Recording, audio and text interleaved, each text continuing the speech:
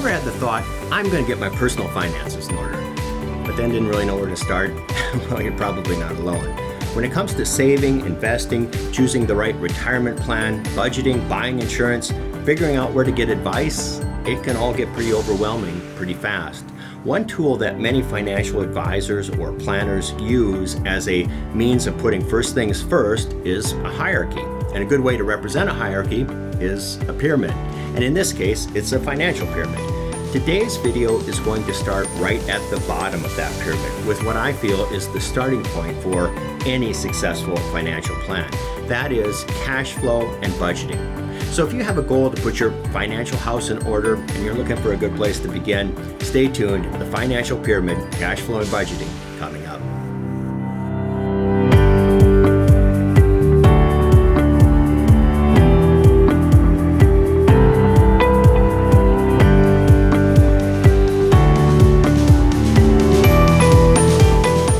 Hey everyone, my name is Jeffrey Drayton, Certified Financial Planner Professional and founder of the Jeffrey A. Drayton Financial Group.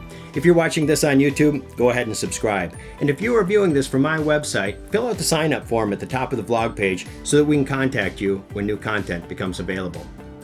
When you're in my profession and you meet a prospective client for the first time, you never really know what to expect. Are they going to be someone who knows a lot about investments and investing, or not so much? Will they have a lot in assets or a lot in debt? But one thing I have found to be very consistent. If the person I am speaking with has a good understanding of where their income is coming from and where that money is going, I'm not going to be in a conversation with someone who's a financial train wreck. Never have I spoken with a prospective client who walks into that first meeting with spreadsheets or printouts from their household financial software, only to discover their finances are a mess. Why is that? Well, it's because knowing the amount of money that you have coming in and where it is ending up is the first step in effectively managing your finances. This is your cash flow. It isn't budgeting. We'll talk about budgeting in a few minutes, but cash flow is even more basic than that. I tell clients that cash flow is like time, whereas budgeting is like a schedule. Time just happens. The sun will rise and it'll eventually set. And whether you try to put some order to your day or not isn't going to change that. Cash flow works the same way. You likely have a job every other week or a couple of times a month. You get paid, and you therefore have cash coming in. You also have money going out. Nowadays, many people have their bills set up on automatic payments, maybe coming out of their checking account or going directly to a credit card. Our cash flow has become very convenient. Unfortunately, for many of us, one of the unintended consequences of that convenience is the ease with which we can lose a handle on our cash flow. Soon we have subscriptions that we're paying for that we don't really use, or bills going onto our credit card, and we're not exactly sure what they are. Retailers and vendors have become very savvy to this fact, and many will charge your credit card or account for as long as they can, if you're asleep at the wheel, of your cash flow. Having a clear understanding of cash flow, having it well documented and knowing exactly what is coming in and what's going out, makes you the accountant of your household finances. Look at any company or business and see if they don't have an accountant or two on staff. If it's a big business, it won't be one or two, it'll be an entire department of them. Accountants are highly trained and well paid. Why? Because the information they provide is invaluable. It is fundamental to being able to make any wise financial decision. In your finances, you're going to need to, at least to some level, duplicate that. You have to become the accountant in your financial life. There are a lot of ways to do it. You could use something sophisticated like personal financial software, or you could create a system yourself with some spreadsheets. It could even be something as simple as just getting out a notebook and writing everything down. But cash flow needs to be tracked. If it isn't, you have very little likelihood of financial success. Something that has never ceased to amaze me in doing the work I do and being given the window I have into so many different households and their finances is the lack of correlation that exists between income and financial health. Meaning I've had clients who made a ton of money who were in terrible financial shape and others who had fairly modest incomes who were really doing well. Why is that? It's pretty simple. No matter how much money you make, it's always possible to spend more. And therefore, whether you have high income or just middle income or even a bit less, if you aren't managing your cash flow, things can get out of hand. But if you are, they likely won't. So if I asked you, how much are you saving towards retirement? Could you tell me? Could you tell me how much that is as a percentage of your income? Or what percentage of your income do your overall housing costs take up? Or how much do you spend on food? Often when people or households run into financial difficulty, it's because they really haven't taken the time to see if they can truly afford the lifestyle they're living. Cash flow can either be positive or negative.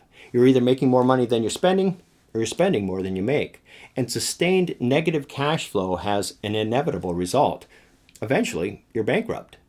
So cash flow is the movement of money in and out of your household, and getting a handle on cash flow means becoming the accountant in your financial life. How do you go from there to becoming the CFO?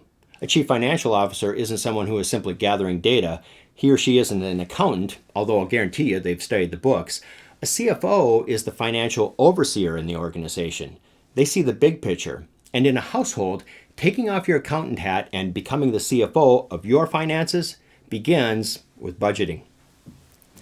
I told you that cash flow is like time. It just happens. But a budget is you putting on a watch, or setting an alarm, or creating a schedule.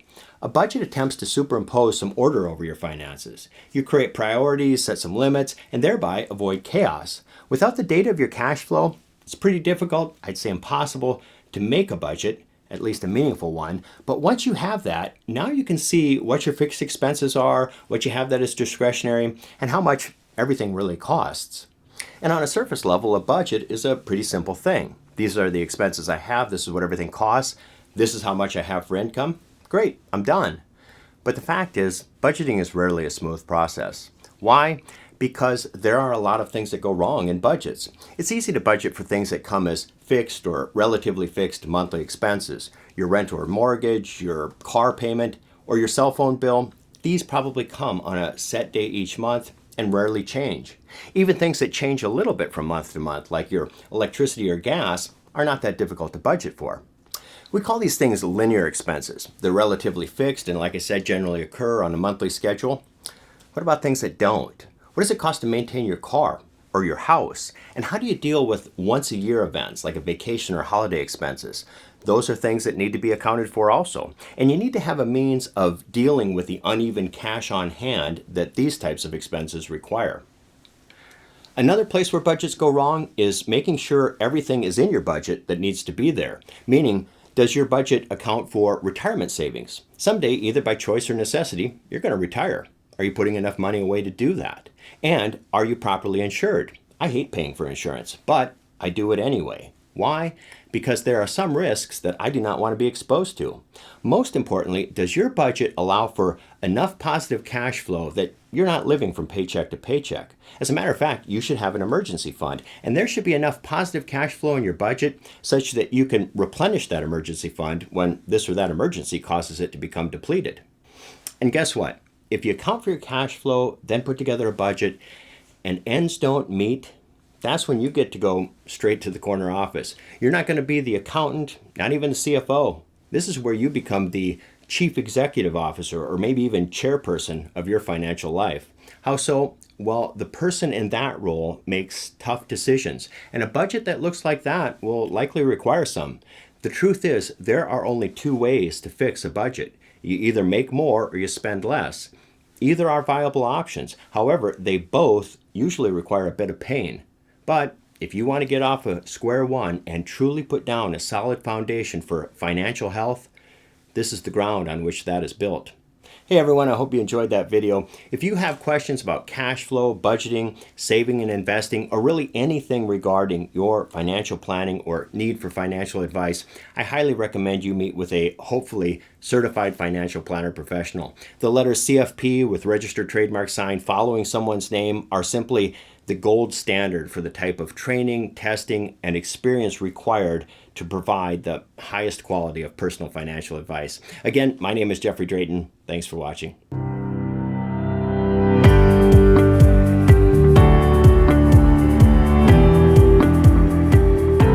Hey everyone, as always, nothing in this video is meant to be specific advice for you. Advice like that can only be had by working with a financial planner, someone who knows you and your situation. I would encourage you to speak with someone who is a certified financial planner. This is signified by the letter CFP with registered trademark sign following his or her name.